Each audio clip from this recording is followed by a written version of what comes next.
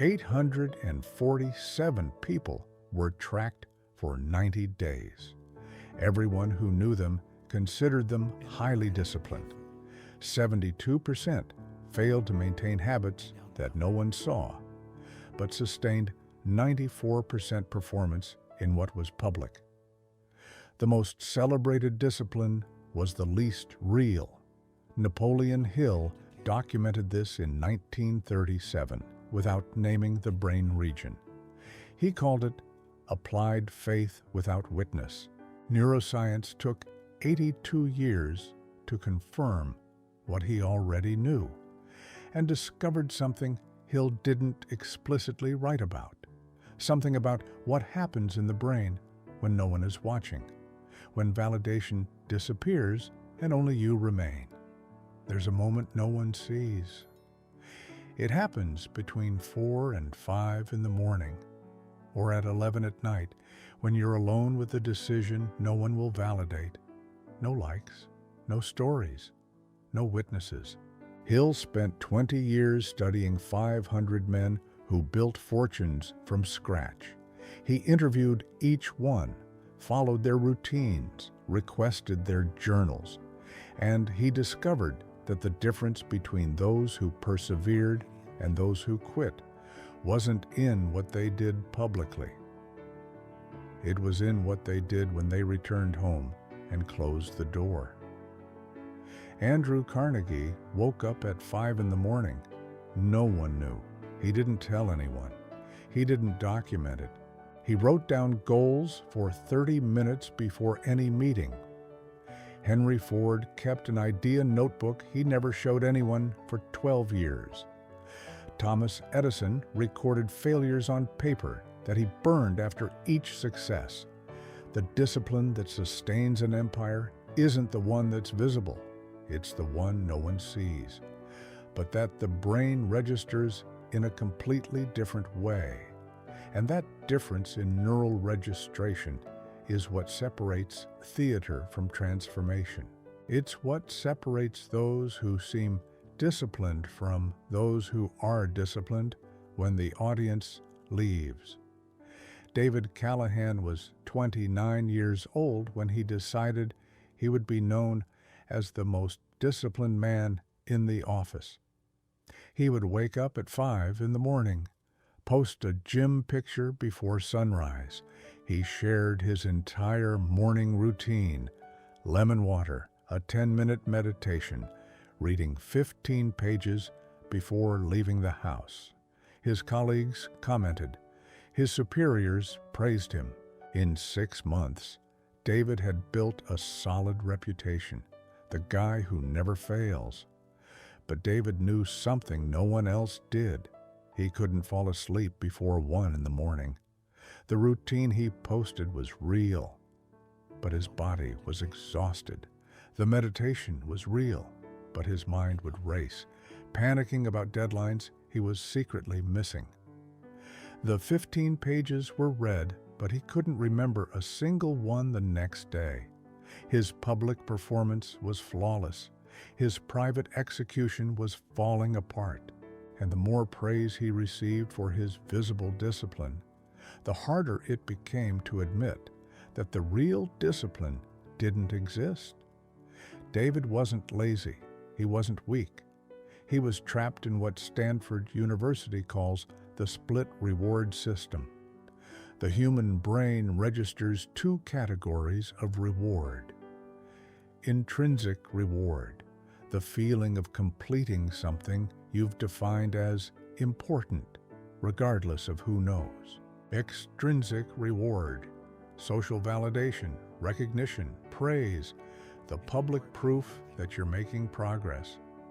Both release dopamine, but the brain learns to prioritize the one that arrives faster. When you post about performing the habit before you've actually consolidated it, your brain registers the like as the primary reward. The habit becomes the means. The recognition becomes the end. And the prefrontal cortex, the region responsible for sustaining behavior without immediate reward, stops being trained. You build performance muscle. You don't build persistence muscle. David posted because he wanted to prove himself, but every post taught his brain that the value lay in the proof, not the execution. Hill never used the term split reward system, but he saw it happen dozens of times among the 500 men he studied. He called it applied faith without witness, the ability to execute a plan without needing someone to confirm that the plan is working. And he identified the pattern. The men who built real fortunes had routines that no one saw, records that no one read, decisions that no one applauded until years later. Thomas Edison didn't post the 9,000 attempts that failed. Andrew Carnegie didn't share the mornings he woke up at 5 and spent 2 hours just thinking, without producing anything visible, without generating content, just refining the decision he was going to make that week. Real discipline is invisible because it happens when there's no audience. And the brain only learns to sustain this type of execution when you train the dorsolateral prefrontal cortex to function without external dopamine. When you perform the habit, record it privately, and move on to the next day without posting, without commenting, without seeking validation. For the first few weeks, your brain will crave recognition. It will push you to share. It will suggest that if no one saw it, maybe it didn't count. But if you resist, something changes. The prefrontal cortex starts to register the private execution as a sufficient reward. Dopamine starts being released by the completion, not the proof. And the habit no longer depends on an audience. This isn't abstract willpower. It's concrete neuroplasticity. You are retraining your own brain's reward circuitry. The University of Chicago proved this in 2021. They isolated 340 high-performing entrepreneurs, half documented their progress publicly. The other half kept private records on paper in an offline spreadsheet, a journal they didn't share. They were tracked for 18 months. Those who posted publicly were 3.2 times more likely to abandon their project within the first 12 weeks, when engagement on their posts dropped. Those who recorded their progress privately sustained execution for an average of 9 months, regardless of external validation. And the most revealing data point, when they went through a personal crisis, divorce, financial loss, of family illness, those with visible discipline stopped. Those with invisible discipline kept going. Because visible discipline needs an audience. Invisible discipline only needs you. David Callahan realized this 7 months after he started. He was exhausted. His reputation was built, but his body was broken. And one Sunday morning at 6 o'clock, he made a decision. He was going to stop posting. He would train alone. He would sleep without proving to anyone he'd gone to bed early. He would read without logging how many pages. For the first 2 weeks, his brain was in crisis. He'd finish his workout and his hand would automatically reach for his phone. He'd close his book and feel the urge to take a picture of the stack he'd read. But he didn't post. He just recorded it on paper. He just kept going. And in the 3rd week, something changed. He realized he was sleeping better, that the reading was sinking in, that his workouts had become part of his day. Not a performance to be validated. Discipline had stopped being theater. It had become structure. Say this out loud. The discipline no one sees is the only thing that sustains what everyone will see later. But there's still a problem. because even after understanding the mechanism, most people can't apply it, and Hill knew why.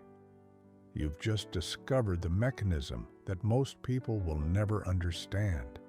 And if this has already changed the way you see discipline, subscribe to the channel now, because what's coming next goes even deeper.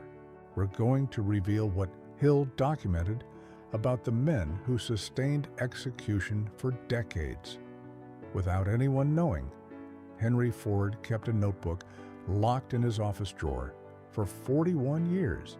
No one at the Ford Motor Company knew it existed.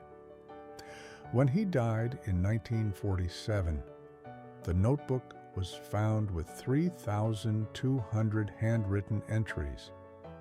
Each page recorded a decision made, a failure observed, an adjustment applied. It wasn't meant for anyone else's eyes. There was no intention to publish. Ford was writing for Ford. He knew something that Carnegie had taught Hill in the early years of his research, that sustained discipline without a witness requires an invisible mechanism that most people never build. Because building that mechanism hurts in a way that social validation numbs. Ford called it a private integrity ledger. Hill documented the term in 1928, but never fully explained what it meant. Because the concept challenges everything the personal development market teaches about motivation. You've been taught that you need accountability, that you need someone to hold you to it, that you need a group, a coach, a community that sees what you do. And all of that works until the day the community stops paying attention, until the day the group dissolves, until the day you're alone with the decision, and no one will know whether you followed through or not. That's the day that 92% of people stop. The private integrity ledger is the system Ford and Carnegie used to sustain execution when no one was watching. It's not a diary, it's not a gratitude journal, it's not visualization. It is the cold, factual record of what you said you would do versus what you actually did. No interpretation, no excuses, no narrative to soften the failure. Ford wrote down 3 things a day: the planned action, the executed action, the difference between the two. If the difference was 0, the entry ended there. If there was a difference, he wrote down the real cause, not the one his ego offered, but the one that withstood the question. If someone were paying $1 million to audit this decision, what would the true cause be? No one was paying, no one was auditing, no one was reading. Ford wrote because he knew the brain cannot sustain integrity without recorded evidence. In 2015, Duke University isolated 360 entrepreneurs and divided them into 2 groups. Group A recorded their goals and shared their progress weekly with an accountability partner. Group B recorded their goals and reviewed their own log in private without sharing it with anyone. After 6 months, Group A had an execution rate of 83% as long as their partner was active. When the partner stopped responding, which happened, on average, after 13 weeks, the rate dropped to 31% within 48 hours. Group B maintained an execution rate of 77%, regardless of any external variable, because the validation didn't come from the outside. It came from the record. Hill called this the private tribunal. You are the judge, the prosecutor, and the defendant, and the verdict is non-negotiable because there is no audience to perform for. There is no narrative to sell. There is only what you said and what you did. The distance between the two is the true measure of who you are when no one is watching. Thomas Edison applied a variation of this. He kept notebooks of failures that he destroyed after each success, not because he was ashamed, but because the record served for private confrontation, not for public biography. Edison knew that if the notebook were to end up in a museum, he would write differently. He would write for history, not for himself. And the private tribunal dies the second you start writing for an audience. Say this out loud. Private integrity is what holds everything together when the audience goes home. But here is the problem that Hill documented, and that no one wants to hear. The private integrity ledger doesn't generate dopamine. It doesn't generate likes. It doesn't generate recognition. It doesn't generate the immediate feeling of progress that the brain craves. It generates only one thing: non-negotiable clarity about who you are being versus who you said you would be. And for most people, that clarity is unbearable, because it's easier to believe you're disciplined when the evidence is plastered all over Instagram. When people comment, when someone says you're an inspiration. But when you open the private notebook and see that in the last 90 days, you've only executed 52% of what you planned, the illusion shatters. And shattering the illusion hurts more than sustaining the lie. Hill interviewed Carnegie in 1908. Carnegie was 73 years old and had just sold U.S. Steel for $480 million. Hill asked him about the most important habit he maintained over 50 years of building his empire. Carnegie answered with a sentence that Hill recorded but never fully explained in Think and Grow Rich. He said, "I never lied to my notebook." Hill didn't understand right away. He spent 3 years revisiting that sentence. And when he finally understood, he realized that Carnegie was describing the core mechanism that separates those who build a fortune from those who just put on a performance of building one. Carnegie kept a daily log of 3 questions. What did I say I would do today? What did I actually do? Why does the difference exist? And the non-negotiable rule was, no answer could be socially acceptable. No answer could be the one he would give if someone were reading. The answer had to be the one that withstood the silence, because Carnegie knew that the ego is the world's best scriptwriter. It turns procrastination into a strategic pause. It turns fear into prudence. It turns a lack of execution into perfectionism. And as long as you believe the narrative, the result doesn't change. The locked notebook shatters the narrative. But most people will never lock the notebook, because most people still believe that discipline is a performance that others validate. That progress is what you can prove publicly. And as long as you believe that, private journaling will seem like a waste of time. Hill documented this in 1937, but not everyone who read it applied it. That's because applying it meant giving up the show, and the show is far too comfortable to abandon. What you just heard changes how you view discipline. Now you know that putting on a show doesn't build real results. That's why I created the Mental Reprogramming Planner, a 21-day system based on neuroscience and Napoleon Hill's principles, designed to help you build true discipline away from the spotlight without needing an audience. The link is in the pinned comment of this video. In 1943, Columbia University conducted an experiment that Napoleon Hill mentioned in private letters, but never officially published. 62 medical students were divided into two groups.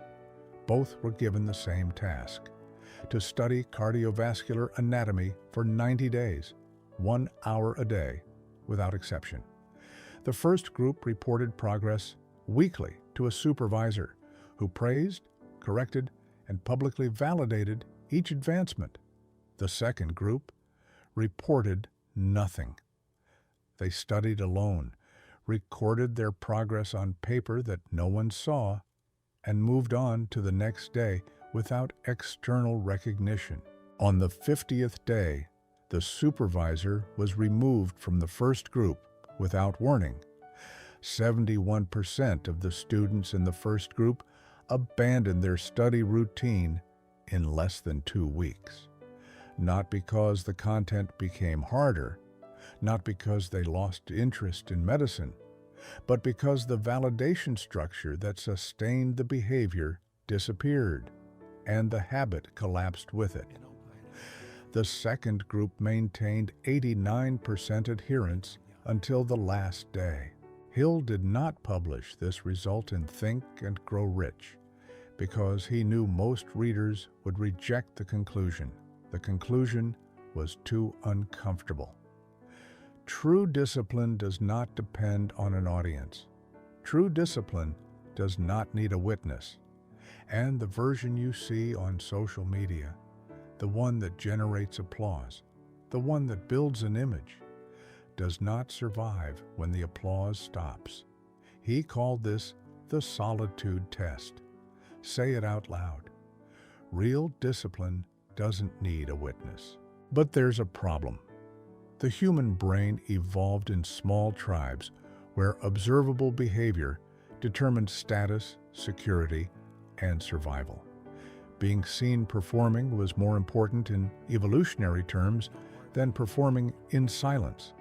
Social recognition generated protection. Isolation generated risk. So the limbic system, the brain region responsible for emotional survival, recorded over millennia. Visible behavior is safe behavior. When you post your morning routine, when you share your workout, when you document your progress for an audience, the limbic system interprets it as a sign of tribal security. You are being seen. Therefore, you are protected. The dopamine released does not come from the execution of the habit. It comes from the validation that the execution generated.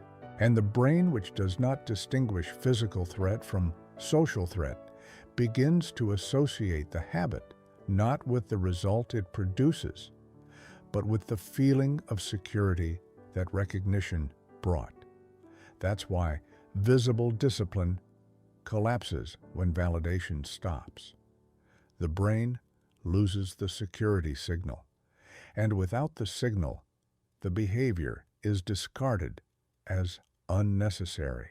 Hill documented this mechanism by studying Charles Schwab, president of Bethlehem Steel, between 1903 and 1939.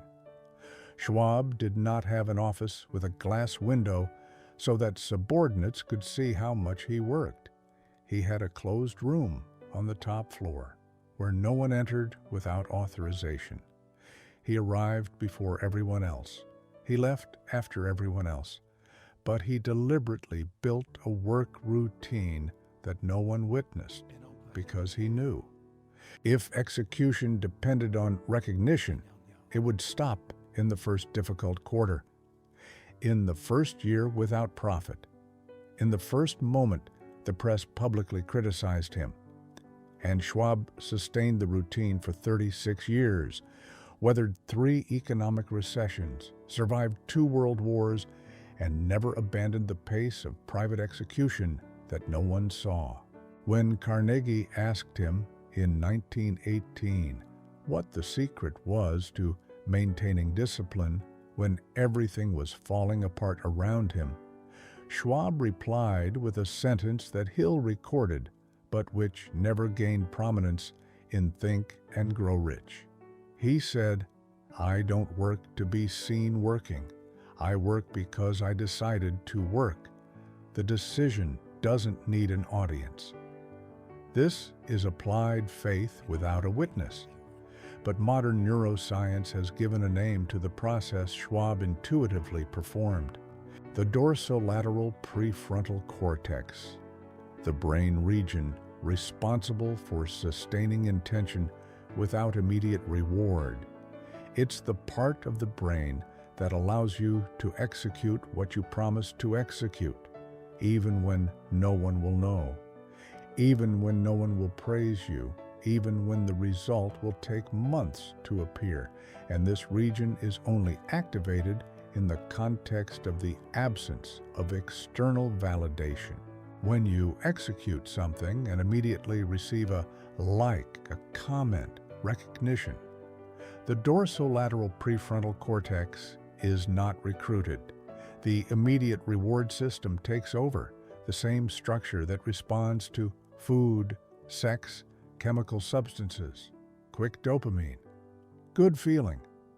But without building long-term sustenance, the problem is that the immediate reward system is volatile. It demands an increasing dose.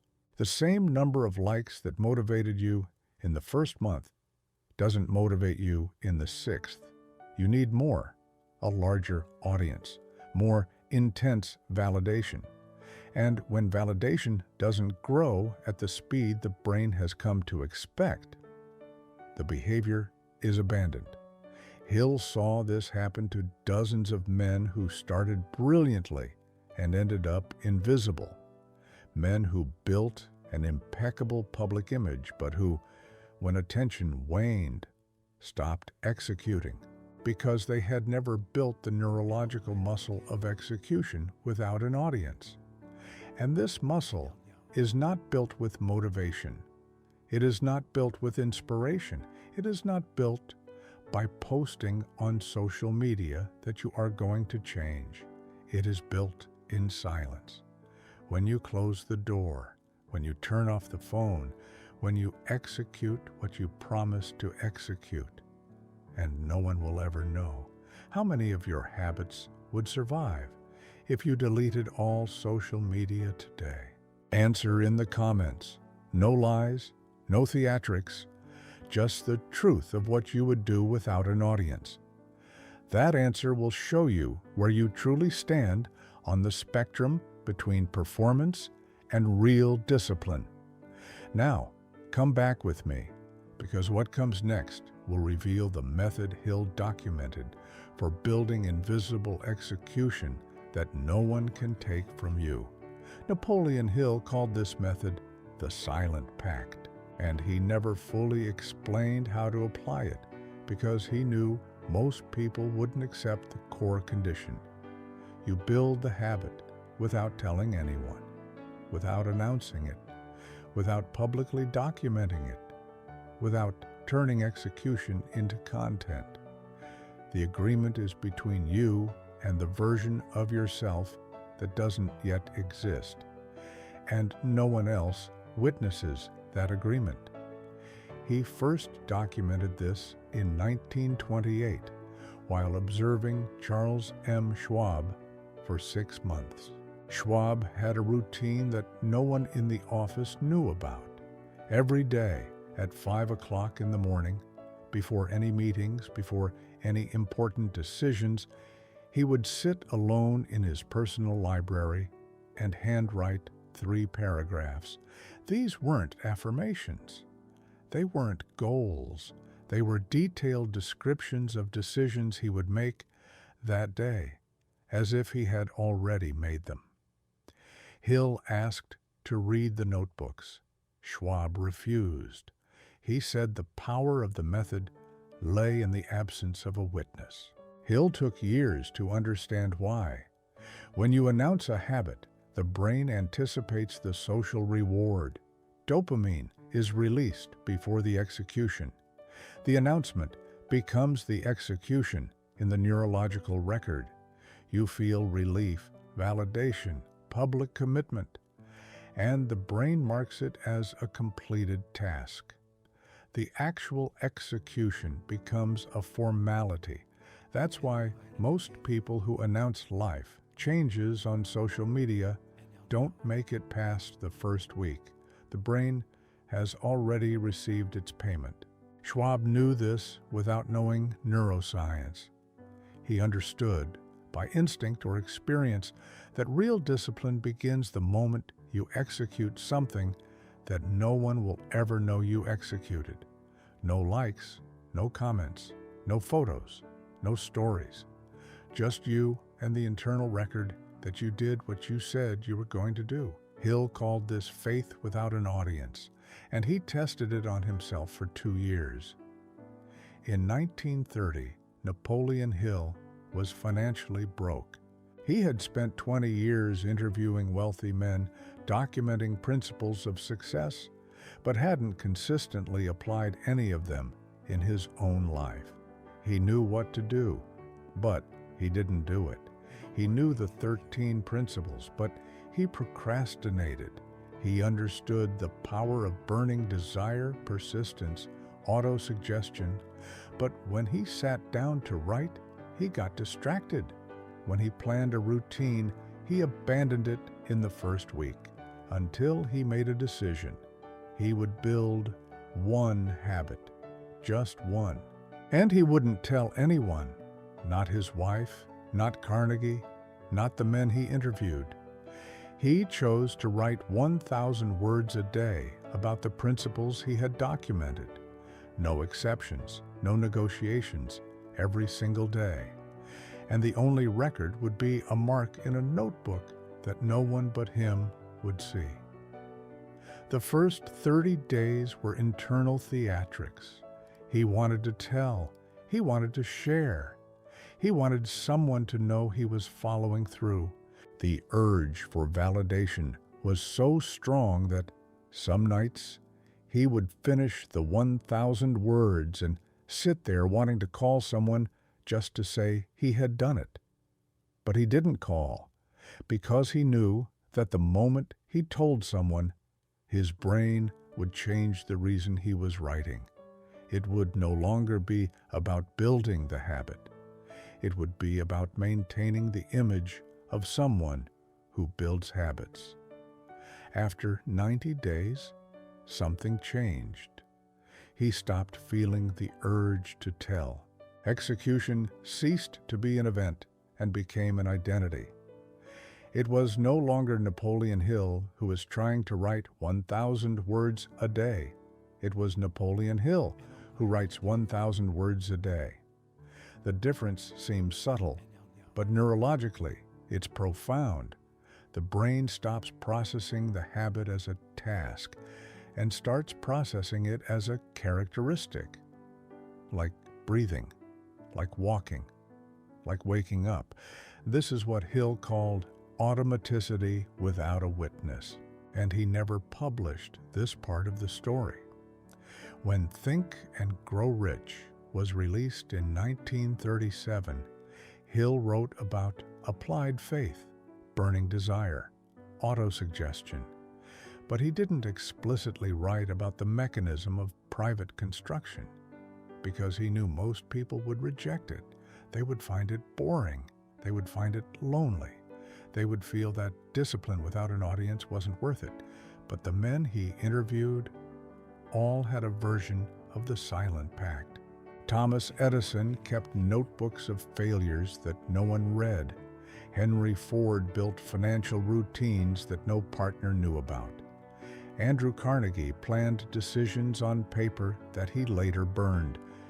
They all understood that the discipline no one sees is the only one that cannot be taken from you when external validation disappears, and validation always disappears. Say this out loud. Discipline that needs an audience does not survive a crisis. Because when you lose your job, when a relationship ends, when social media goes down, when no one is watching, the habit built to be seen dies along with the audience. But the habit built in silence continues, because it never depended on anyone but you.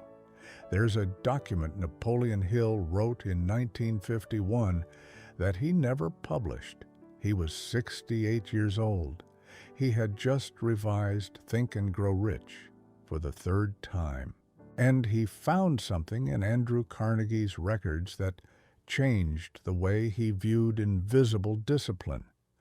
Carnegie kept two types of records, a public one, which everyone knew about, and a second notebook that he burned 3 days before he died. No one knows what was written in it.